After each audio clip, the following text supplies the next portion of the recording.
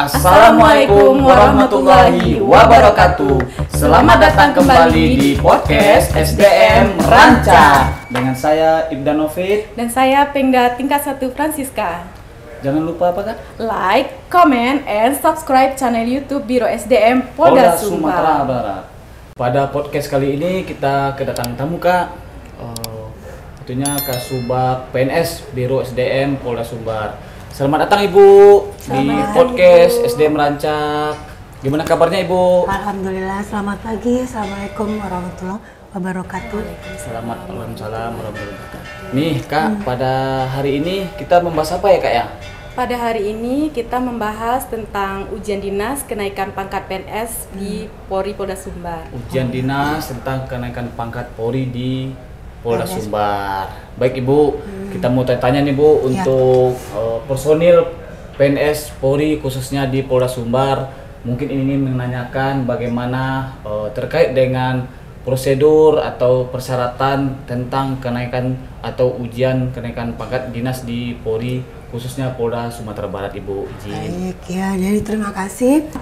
Anggota Polri terdiri dari PNS Polri, kemudian juga anggota Polri. Jadi sekarang terkait dengan ujian dinas peningkatan golongan ini sebenarnya. Jadi di Polri itu kita ada mengenal dua ujian dinas. Yang pertama ujian dinas untuk tingkat 1, yaitu dari golongan 2 yang mau naik ke golongan 3. Kemudian ada ujian dinas tingkat 2, yaitu itu ditujukan kepada dari PNS Polri golongan 2, ya ulangi, golongan 3 yang akan naik ke golongan 4. Nah gitu. Karena PNS ini di Polri mereka mengikuti berinduk ke Polri. Namun demikian dalam peraturan, dalam regulasi PNS ini mereka masih di bawah Menpan RB, kemudian masih di bawah kaitannya dengan BKN, Badan Kepegawaian Nasional gitu.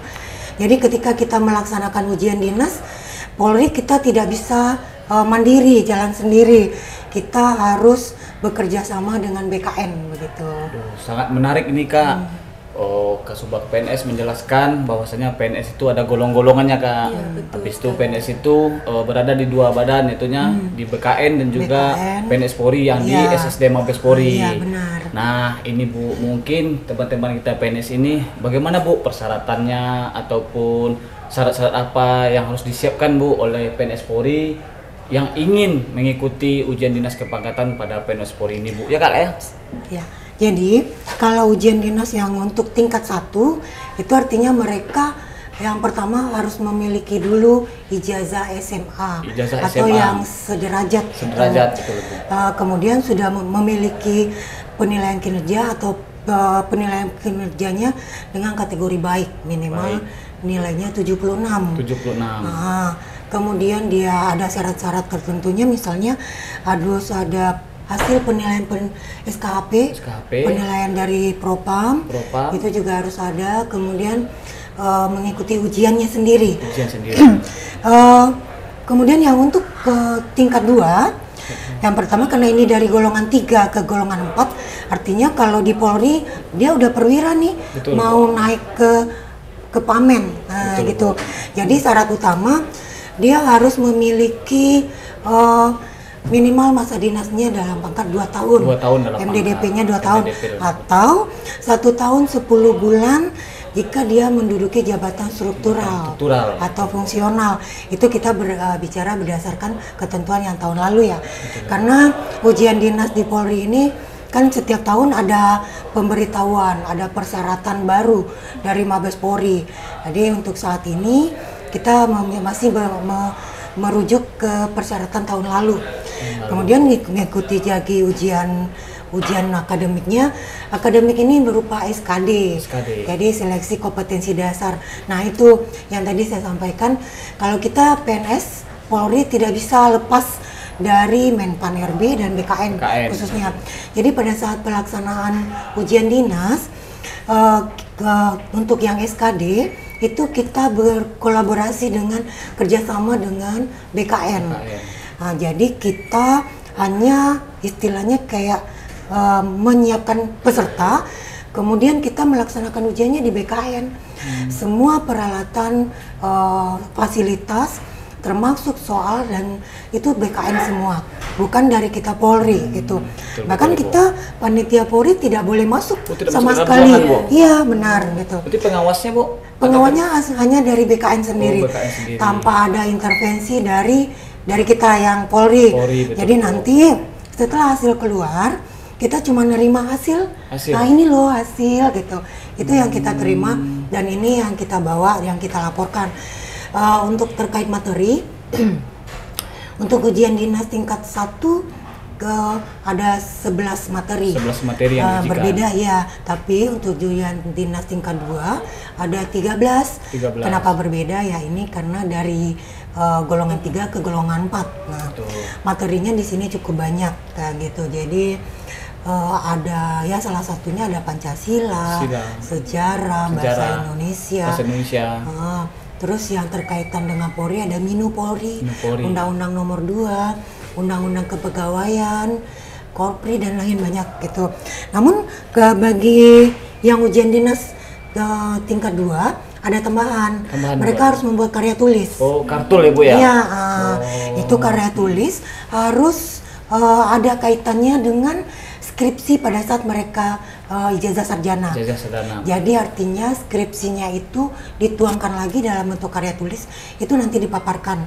Ada tim lagi penilaiannya sendiri. Dan kita juga melibatkan dari pihak universitas, bukan hanya penilaian, bukan hanya dari pihak Polri gitu.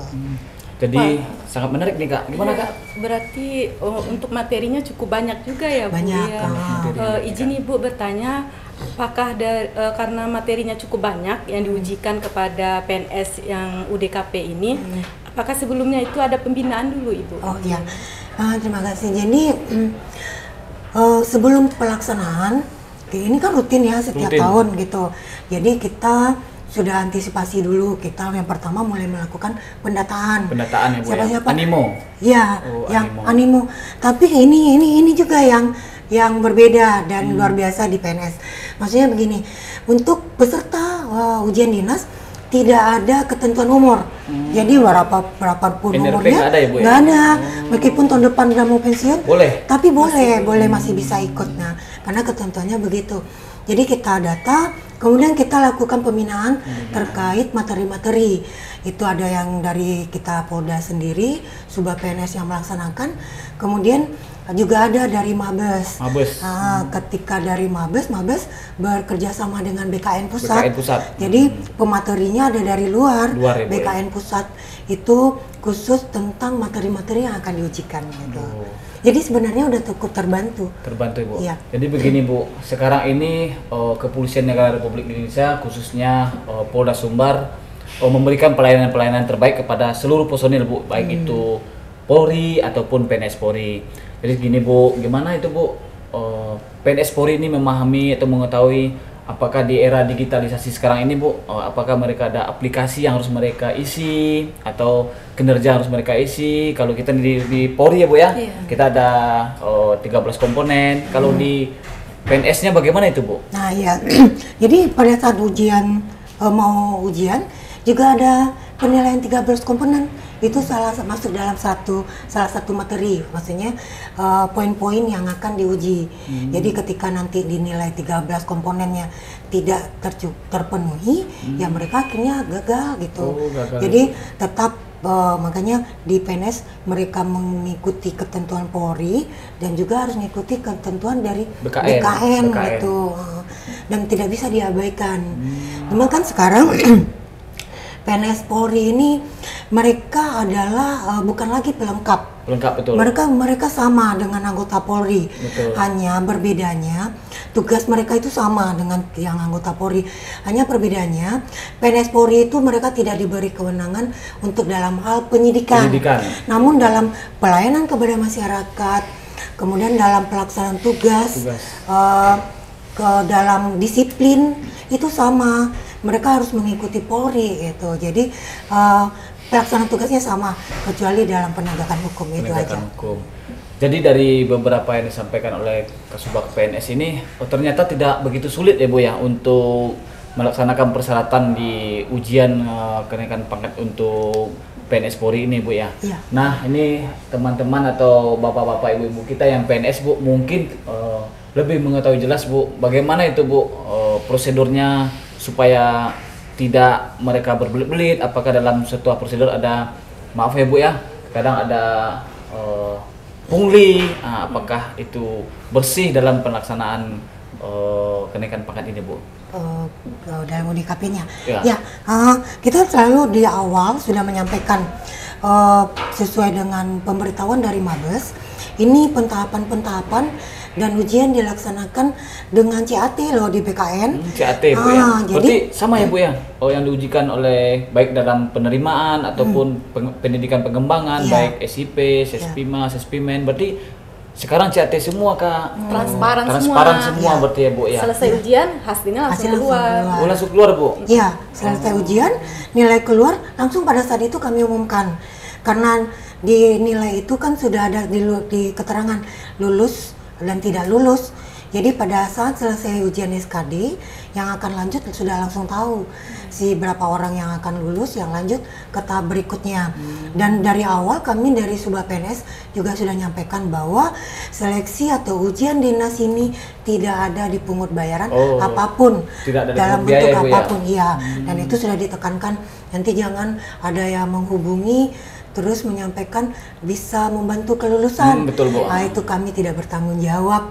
Atau silakan nanti ditanyakan dulu ke Subah PNS, apakah benar, dikonfirmasi dulu, apakah benar ada yang seperti ini. Gitu.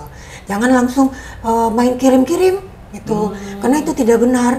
Tidak ada lagi dalam pelaksanaan, terutama yang saya wakili di PNS, tidak ada yang artinya yang harus bayar lulus, gitu tidak. Oh, tidak ada. Berarti dalam pelaksanaan ujian UDKP PNS Polri ini Kak, ini bersih, transparan, gitu kan, sebagaimana yang disampaikan oleh pimpinan kita terbaik dengan pelayanan. Iya. Mantap. Jadi gini Bu, mungkin dalam UDKP ini gimana Bu teknik dan taktiknya supaya rekan-rekan kita ini bisa lulus dan lolos? Nah, apakah persiapan-persiapan yang harus disiapkan oleh bapak-bapak atau ibu-ibu yang akan melaksanakan ujian UDKP ini Bu? Ya, terutama harus belajar ya, persiapan. Belajar ya, Bu, ya? Itu Belajar, nggak bisa, Kak. nggak bisa, maksudnya nggak bisa 1 hari 2 hari terus ikut ujian. Jadi mau persiapannya memang harus dari jauh-jauh hari. Persiapan ya, Bu, ya. Itu yang pertama. Kemudian kan kita juga melaksanakan pembinaan. Jadi agar pembinaan itu diikuti dengan serius gitu, dengan fokus pada saat materi-materi, karena dari yang sudah kita laksanakan, pembinaan yang kita lakukan baik dari Polda maupun dari Mabes itu materinya ada keluar di waktu ujian. Keluar ya Bu ya? Dari materi yang Mesti kan, diujikan? iya. Jadi kan kita tanya nih ke peserta, gimana hasilnya? Ada nggak materi yang kemarin disampaikan? Ada Bu, minimal ada 50% keluar gitu. Jadi sangat membantu Sangat ya Bu ya? membantu. Sangat membantu. Iya, tapi itu tadi mungkin karena faktor usia. Betul, Bu. Jadi dan banyak yang sudah faktor umur. Betul, Bu. Jadi memang setiap pelaksanaan hasilnya juga tidak terlalu signifikan yang Betul, bisa Bu. lulus gitu. Dari contohnya tahun ini. Tahun 2022 ya Bu? 2022 dari 48 animo yang kita 48 animo Bu. yang ikuti UDKP, yang lulus hanya 7 orang. 7 orang, berarti persentasenya sangat sedikit Sangat ya Bu ya? sedikit gitu. Di bawah Dan 10%. ya di bawah 10%. Itu kita padahal udah siasati, kita datangkan instruktur penguji, belajar di luar, atau kita justru sudah carikan tempat bimbingan, semacam les gitu, tapi di luar. Siap. Itu yang bisa untuk belajar tentang undang-undang, Pancasila. Tapi ya mungkin ke depan kita berharap dasar bisa lebih baik lagi. Tapi dengan yang disampaikan oleh Kasubag PNS ini, supaya Bapak Ibu kita niatnya untuk mengikuti semakin meningkat, supaya bisa menambah animo dan juga kelulusan terkait dengan ujian UDKP ya Kak ya? Ujian UDKP itu.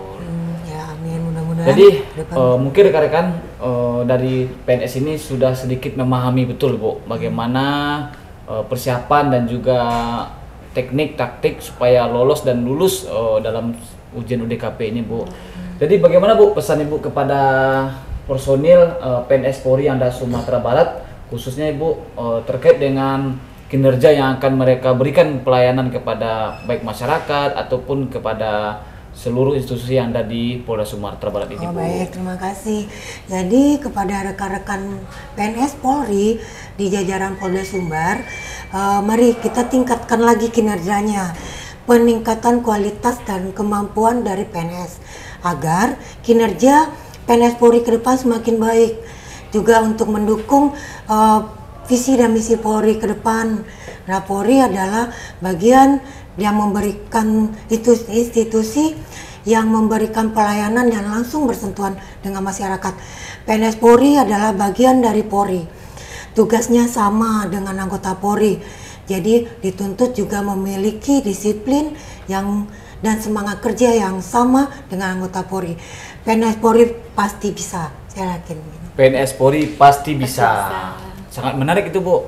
Moto PNS Polri pasti bisa. Ya. Jadi dalam beberapa yang disampaikan oleh Kasubag PNS ini, beberapa penekanan dan juga semangat itu yang diberikan oleh Kasubag PNS kepada seluruh personil PNS Polri yang ada di Sumatera Barat.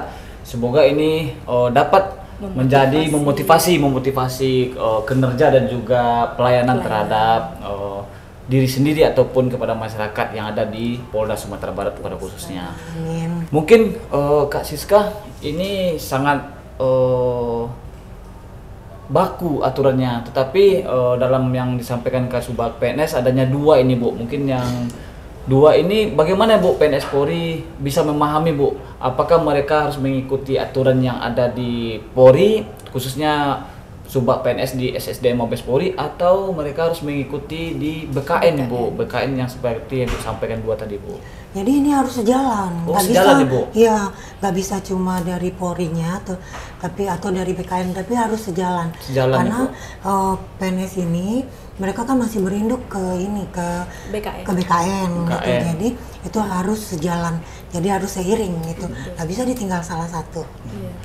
Ini, Bu, mungkin untuk persyaratan-persyaratan yang harus dilengkapi itu, apakah sekarang ini harus mereka bawa berkas itu kan, misalnya mau mendaftar, Ibu, bawa berkas banyak-banyak di fotokopi, apakah itu masih berlaku, Bu, untuk pelayanan terhadap PNS ini, Bu? Ya, baik. Jadi untuk pendaftaran sudah ada aplikasinya. Oh, aplikasi, Bu. Apa itu, Bu, aplikasi, Bu? Aplikasinya sama, bergabung dalam aplikasi Rimpori. Jadi di sana kan ada pilihan-pilihan. Nanti tinggal dibuka, dipilih ada pendidikan pengembangan. Di dalam pendidikan pengembangan nanti sudah ada pilihan-pilihan, ada untuk UDKP atau Dikbang PAG yang anggota Polri. Jadi tergabung dalam satu aplikasi Polri itu. Jadi PNS Polri ini hanya membawa dan melengkapi berkas yang ada di aplikasi, Bu, ya, tanpa harus membawa dulu. Kita membawa berkas banyak-banyak, kita fotokopi dan kita jilid beberapa rangkap. Oh tidak, Ibu, hanya melengkapi berkas yang ada. Itu contohnya apa, Bu? Salah satu yang dilengkapi oleh PNS Polri kita, Bu, untuk melengkapi ini, Bu? Salah satunya contoh ijazah. Ini yang agak urgen gitu. Ijazah, Bu. Ijazah. Karena contohnya kalau UDKP tingkat 1 kan cuma syarat ijazah SLTA atau SMA atau sederajat. Tapi kalau yang untuk tingkat 2 itu kan harus sarjana S1 atau S2, dan ini ketentuannya ini baku. Tidak bisa, karena dari BKN tidak bisa diganggu gugat. Artinya ujian harus memiliki ijazah sarjana dari universitas yang terakreditasi B oleh Bank PT. Minimal B, nggak bisa C. Dan itu ketika ada yang mengajukan C, otomatis di dalam persyaratan administrasi udah gagal, jadi tidak bisa lanjut ya. Jadi beberapa kisi-kisi yang diberikan oleh Kasubag PNS ini sangat bermanfaat kepada PNS Polri, ya, Kak, ya. Sangat bermanfaat dan mereka memahami betul dan mengetahui, dan kedepannya terkait dengan ini kita lebih semangat untuk pelayanan terhadap PNS Polri. Mungkin pada podcast hari ini, Bu, terima kasih atas waktu dan kesempatan kepada kami. Kami tunggu podcast juga selanjutnya, dan juga jangan lupa apa, Kak? Like, comment, and subscribe channel YouTube Biro SDM Polda Sumbar.